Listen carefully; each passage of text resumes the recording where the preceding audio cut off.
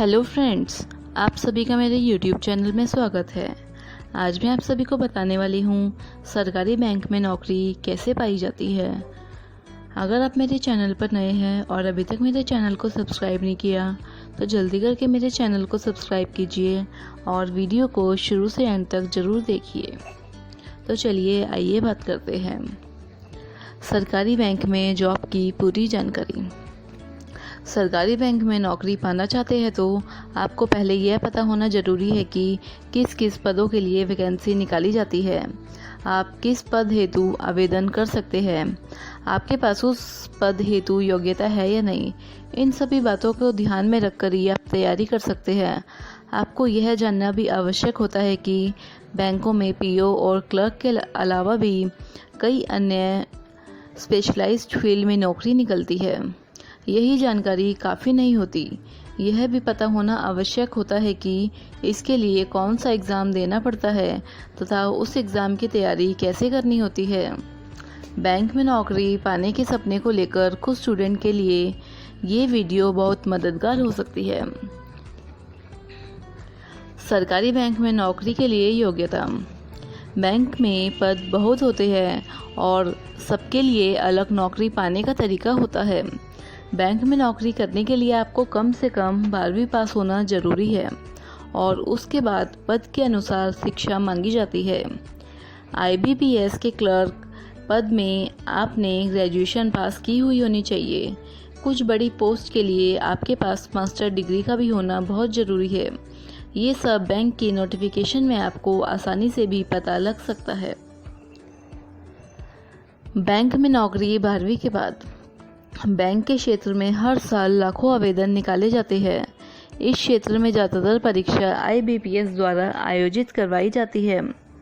यह बैंकों में क्लर्क और पीओ पद के लिए होती है। तो 12वीं पास उम्मीदवार के लिए ज़्यादातर नौकरी क्लर्क पद के लिए ही निकाली जाती है और भी। लेकिन यदि आपके पास कंप्यूटर की जानकारी या डिप्लोमा है तो डेटा ऑपरेटर और सहायक स्तर के लिए भी आपके पास विकल्प होता है। स्नातक के बाद बैंक में नौकरी।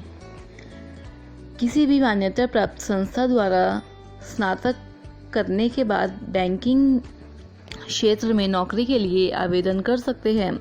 इसके लिए IBPS द्वारा आयोजित CWE कॉमन रिटर्न परीक्षा को पास करना ज़रूरी होता है। क्लर्क, PO, MT, SO के विभिन्न पदों के लिए अपने विषयों से संबंधित पद के लिए आवेदन कर सकते हैं। सरकारी बैंक के लिए आयु सीमा। गवर्नमेंट बैंक में जॉब के लिए आयु सीमा लगभग 20 से 30 साल तक के बीच में होनी चाहिए। आरक्षित को 3 से 5 साल की छूट दी जाती है। Cooperative bank. कई कोऑपरेटिव बैंक लिखित परीक्षा और इंटरव्यू के जरिए PO और क्लर्क की पोस्ट के लिए रिक्रूटमेंट करवाते हैं। IBPS और SBI एग्ज़ाम की तुलना में यह एग्ज़ाम कम डिफ़िकल्ट होता है। बैंक में नौकरी के अवसर। बैंक में 2 तरह की नौकरी होती है, एक सरकारी बैंक और एक प्राइवेट बैंक। दोनों बैंक के अलग अलग प्रोसेस चलती है।